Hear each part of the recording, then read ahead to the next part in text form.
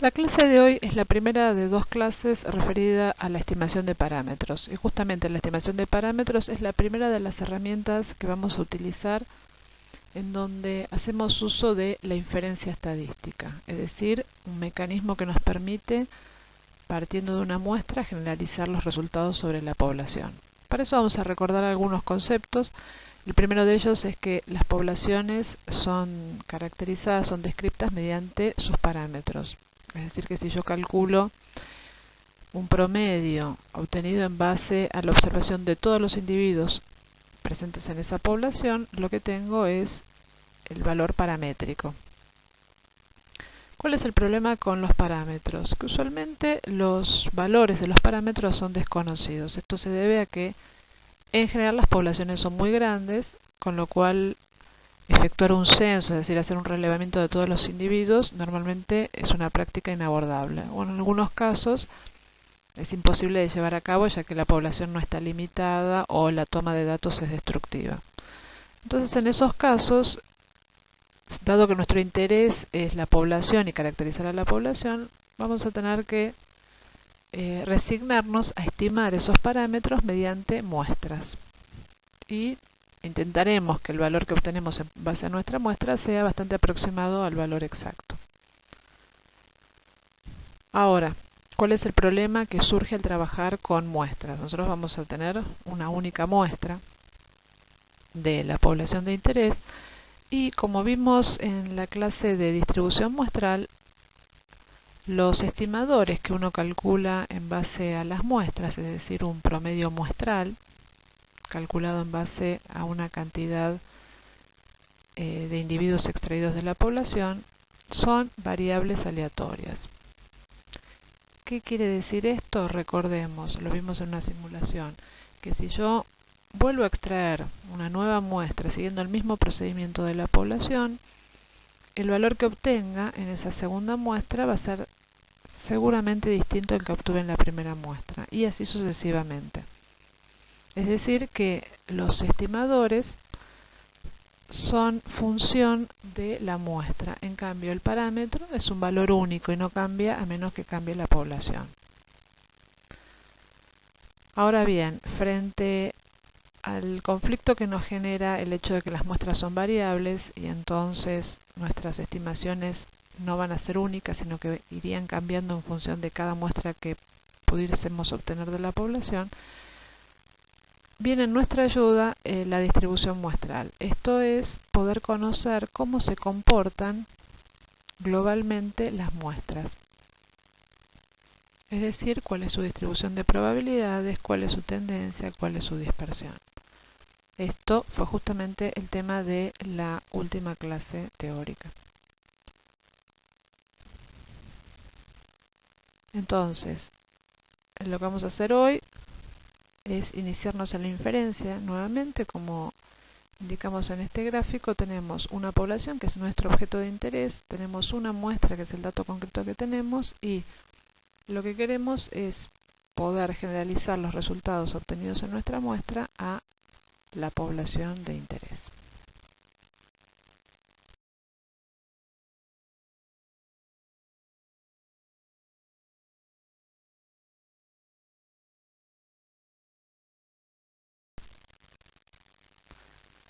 El proceso de estimación, entonces, de un parámetro tiene una serie de características y abordajes. La estimación más elemental que podemos hacer de un parámetro es una estimación puntual.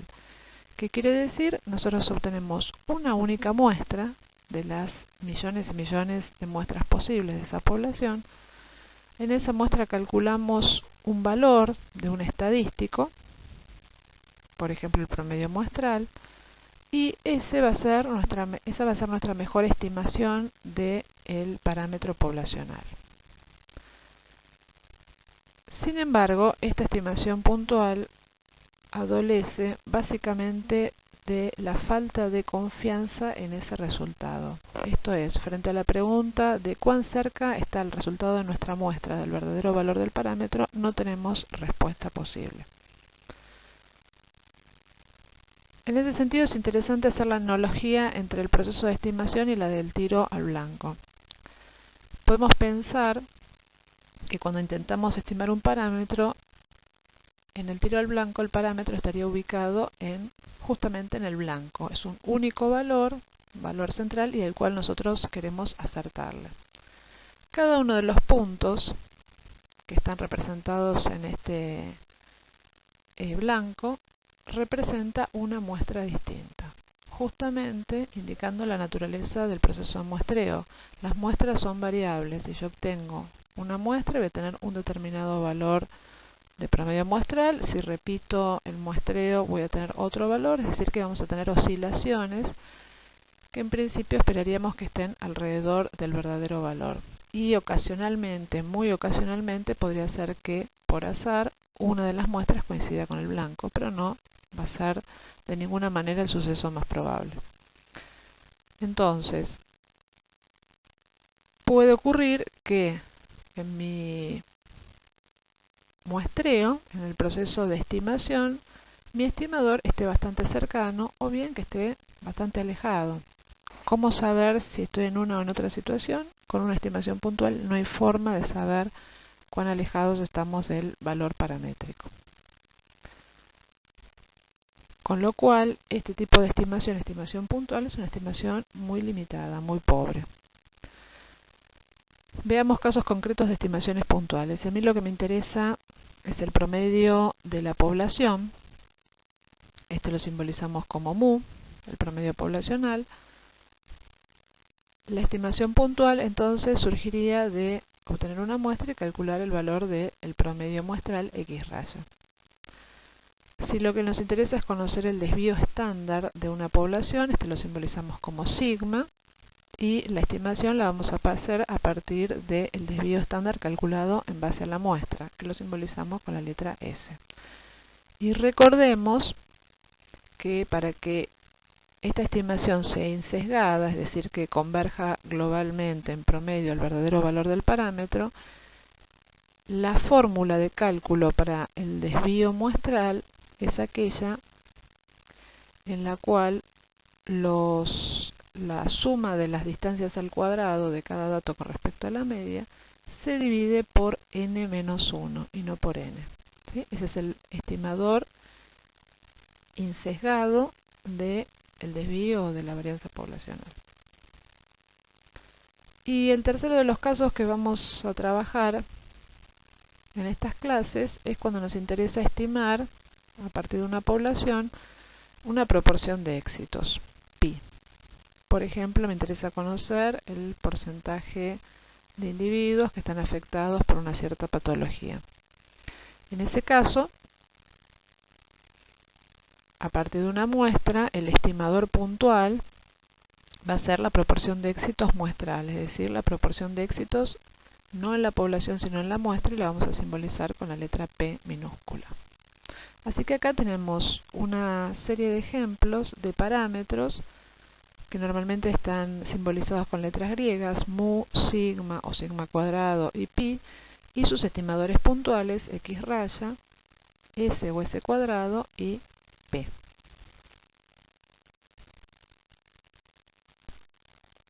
Vamos a tratar de fijar los conceptos que acabamos de ver a partir de un ejemplo. El ejemplo que les traigo hoy es acerca de monitoreos atmosféricos en ciudades. Normalmente para medir la calidad de aire en las ciudades se miden distintos contaminantes. Uno de los más usuales es el monóxido de carbono, también se mide el material particulado, es decir, el smog, pero hoy nos vamos a referir al monóxido de carbono.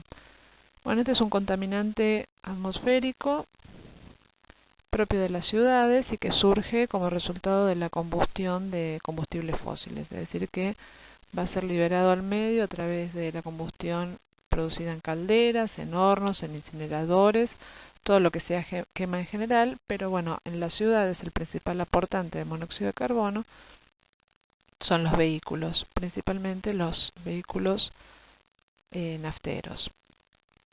La forma de medición en general es continua, en uno o más puntos ubicados en la ciudad.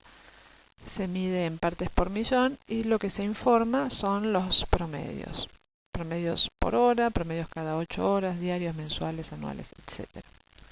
A modo de ejemplo, aquí les traigo la gráfica elaborada por la ciudad de Buenos Aires de concentración de monóxido en partes por millón, hora a hora, a lo largo de un mes.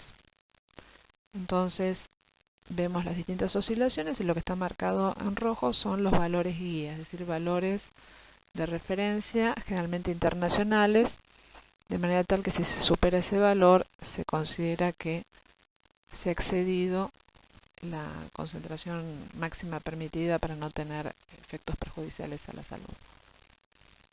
Obviamente estos valores guía van a cambiar en el caso del monóxido si se trata de mediciones por hora, cada 8 horas, etc. Es decir, que este es el valor guía de 2,6 partes por millón para mediciones diarias. Vamos entonces a un caso de aplicación. Lo que presento acá es un estudio donde en una ciudad se desea estimar la concentración de monóxido de carbono en un día determinado entre las 8 y las 10 de la mañana. Para ello entonces se van a sortear 20 puntos al azar en la ciudad y en cada uno de esos puntos se va a determinar la concentración de monóxido en el periodo de interés, es decir, entre las 8 y las 10 de la mañana. Lo que les propongo ahora entonces es identificar los componentes del proceso de evaluación de la concentración de monóxido, que son los que están planteados acá. Bueno, vamos uno por uno. En primer lugar, me interesa definir como primer paso cuál es la población. Entonces, si vemos, lo que nosotros hemos identificado en este caso es puntos distribuidos al azar. Por lo tanto, la población van a ser todos los puntos en los que se puede dividir esta ciudad y en los que se puede medir el monóxido de carbono. La variable de interés, entonces, es la concentración de monóxido de carbono, que en particular se va a medir en partes por millón. Los parámetros que podemos identificar acá son dos. Por un lado, si queremos estimar la concentración, vamos a tener el promedio, ¿no? El promedio poblacional, que lo habíamos simbolizado con la letra mu, es decir, el promedio de concentración de monóxido de todos los puntos, no de los 20, sino de todos los puntos que componen la ciudad. Y por otro lado, es de esperar que no todos los puntos tengan exactamente la misma concentración. Por lo tanto, hay un segundo parámetro que es el desvío estándar sigma, que también va a estar medido en partes por millón. Y en cualquiera de los dos casos, estos dos parámetros se refieren a estadísticos calculados en la población. Por otro lado, como pueden imaginarse, es imposible medir la concentración de monóxido en todos los sitios de una ciudad. Entonces, los investigadores lo que decidieron es tomar una muestra aleatoria. Nuestra muestra aleatoria en este caso va a ser la que está descrita acá. Es una única muestra aleatoria de tamaño 20, es decir, compuesta por 20 mediciones. En cada uno de los sitios que se elija al azar se va a medir la concentración de monóxido. Entonces vamos a poder identificar 20 variables aleatorias.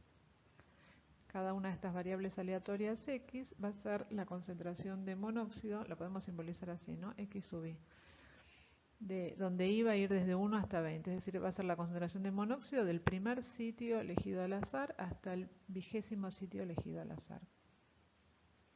Estas 20 variables aleatorias van a tener todas la misma distribución de probabilidades y los mismos parámetros. Y es de suponer que sean independientes entre sí.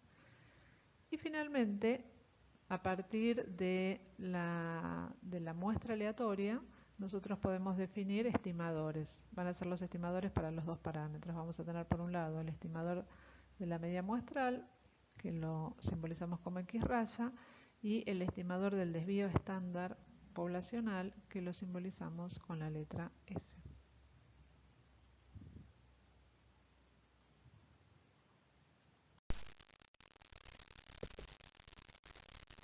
En resumen, ¿qué es lo que vimos hasta acá? Vimos primero el concepto de distribución muestral. Esto es un concepto absolutamente novedoso y consiste en describir el comportamiento de estimadores.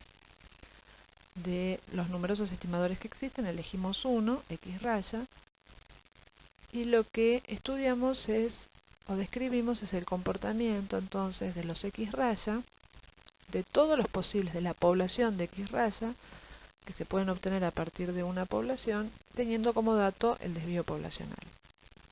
Entonces, concluimos tres cuestiones. Que la media de esta población de X raya, es decir, la mu de X raya, es igual a la media de la población original, la que modela a los individuos. Vimos que el desvío estándar de X raya, que se conoce como error estándar, es menor al desvío original. Cuanto menor, se calcula como el desvío de la población original dividido la raíz de n, siendo n el tamaño de la muestra.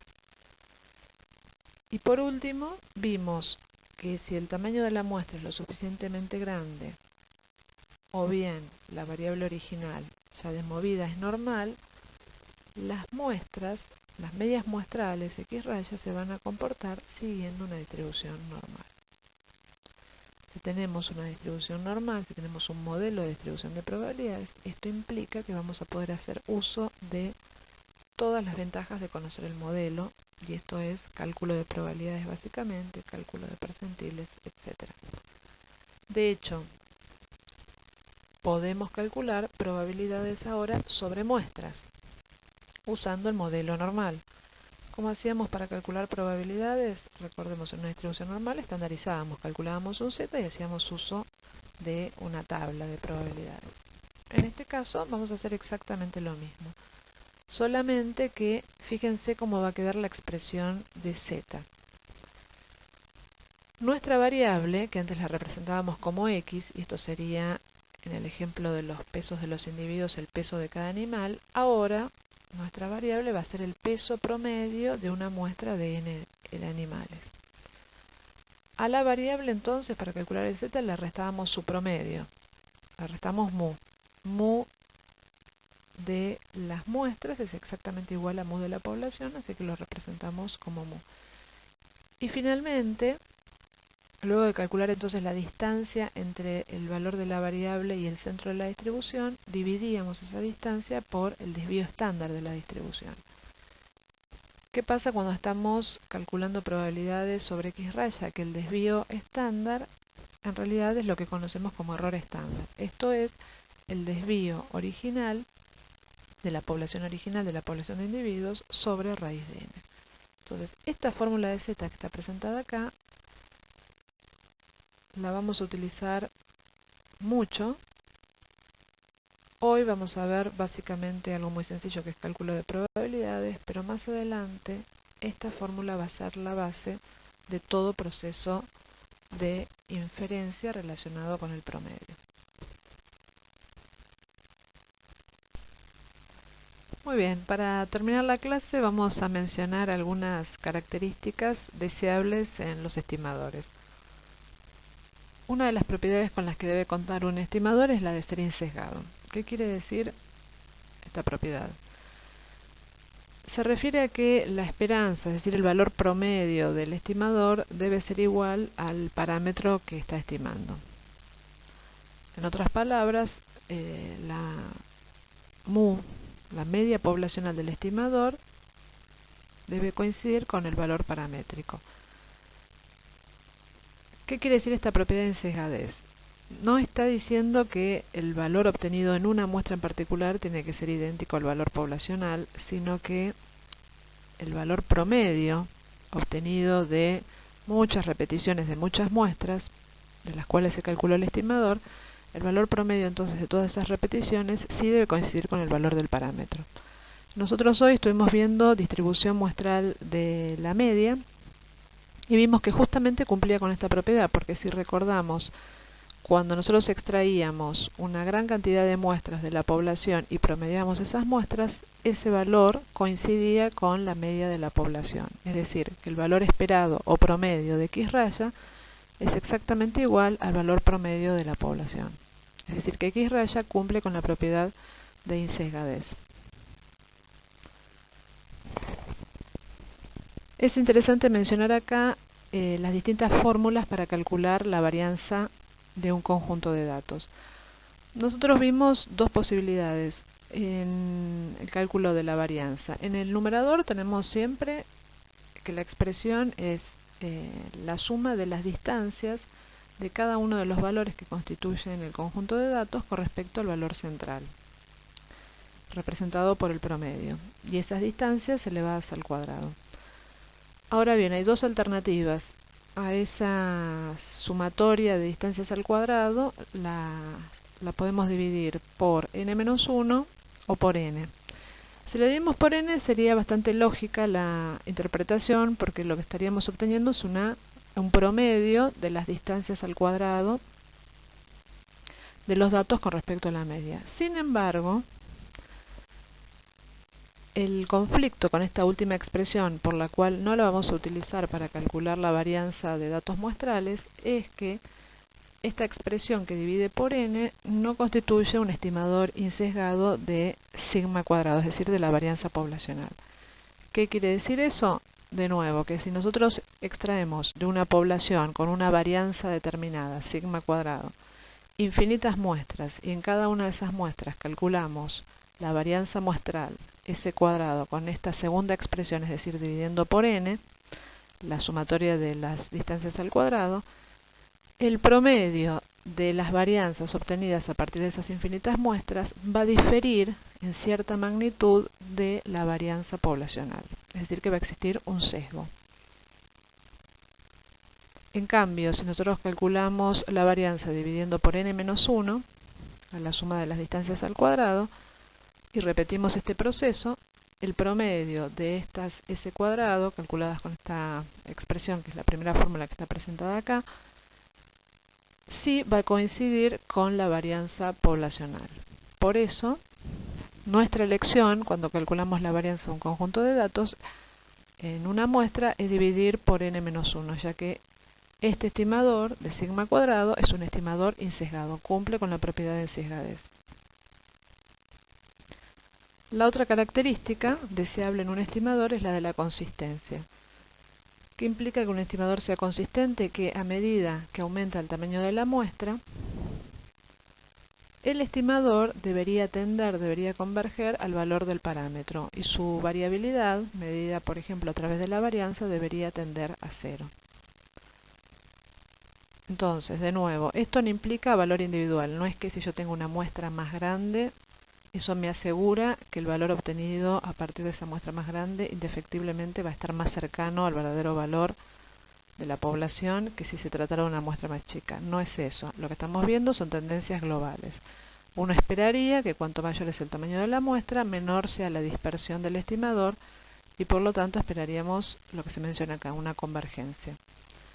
Si lo volcamos esta propiedad de consistencia al estimador que estudiamos hoy, que es X raya, también vemos que cumple con ella, porque si recuerdan, el desvío estándar del estimador, que denominábamos error estándar, se calculaba como el desvío de la población sobre raíz de n. Por lo tanto, cuanto mayor sea el tamaño de la muestra, menor va a ser la variabilidad de X raya, y por lo tanto va a tender a el verdadero valor del parámetro. Van a estar los valores en promedio más cercanos al valor paramétrico.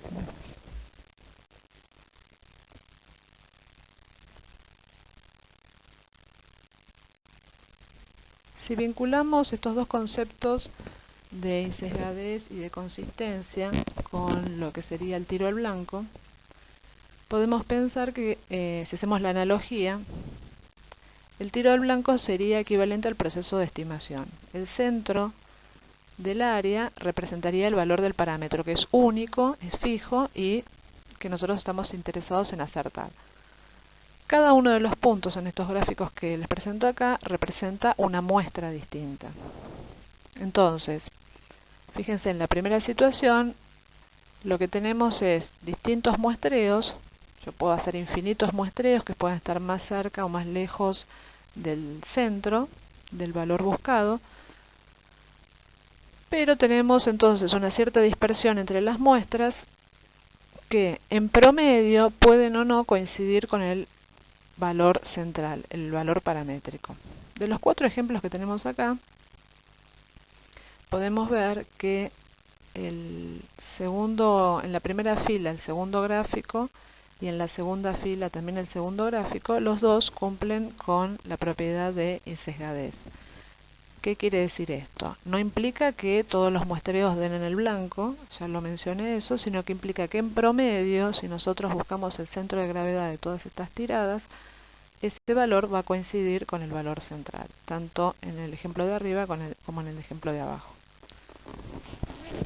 En cambio, en los dos ejemplos que tenemos a la izquierda, en la primera y en la segunda fila, si nosotros promediamos, buscamos el centro de gravedad de esta nube de puntos, los valores van a diferir en una magnitud dada con respecto al valor central. Es decir, que tienen sesgo.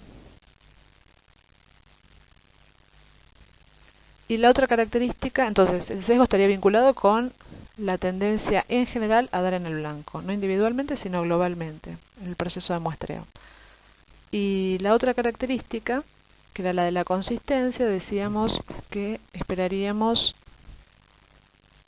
que un buen estimador tienda a tener poca variabilidad. Entonces, si nos fijamos, si nos remitimos a esa propiedad en particular, el primero de los gráficos sería el que corresponde al estimador con menor variabilidad. Los resultados son más precisos, son más parecidos entre sí. Sin embargo, esta situación la descartamos porque habíamos dicho que existía sesgo. Entonces, nos podemos manejar, podríamos elegir de estas cuatro situaciones la última, la de la segunda fila abajo, donde tenemos un estimador que es insesgado, ya que converge en promedio al valor central, y además tenemos una escasa dispersión entre las repeticiones. Esto quiere decir que las muestras son bastante similares entre sí. En cambio, en los otros dos ejemplos tenemos mucha dispersión.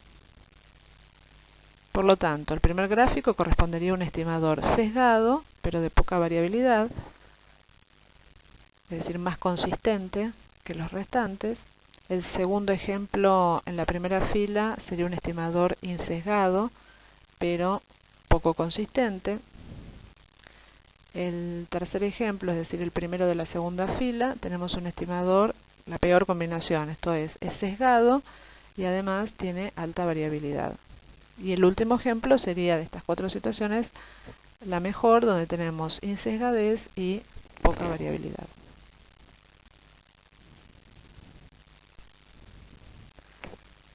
Finalmente, si vinculamos estos conceptos de insesgadez y de consistencia con la distribución de probabilidades, acá les traigo como ejemplo la distribución de probabilidades de tres estimadores. No importa cuál es el estimador, no importa cuál es el parámetro, pero estamos pensando entonces en distintas expresiones de estimadores, todas ellas intentando estimar el mismo parámetro, distintas formulaciones. Y el valor real del parámetro es donde se encuentra la línea vertical. Entonces, frente a estas tres distribuciones, que corresponden a tres estimadores, la pregunta es ¿cuál de los tres es el mejor estimador de este grupo para el parámetro? El estimador 3, que está graficado en rojo, su distribución de probabilidades, fíjense que si bien es el menos variable de los tres, lo cual es una característica deseable, tiene una propiedad que no es deseable, y es que su promedio, el promedio de los distintos valores que puede tomar este estimador, su promedio o esperanza, difiere del parámetro. Por lo tanto, el estimador 3 es un estimador sesgado. Por el contrario, tanto el estimador 1 como el 2, los dos coinciden en tener un valor esperado idéntico al parámetro, es decir que estos dos estimadores son estimadores insesgados. Su valor esperado o promedio es idéntico al parámetro que desean estimar. Ahora bien, de estos dos estimadores, el estimador 1, que está representado por la curva azul, presenta menor variabilidad. ¿Qué quiere decir esto? Las muestras son más consistentes. Hay menos dispersión entre ellas, entre los resultados, con lo cual esperaríamos una mayor convergencia al valor paramétrico que en el caso del estimador 2. Por lo tanto, el estimador 1 es el estimador de elección en esta situación.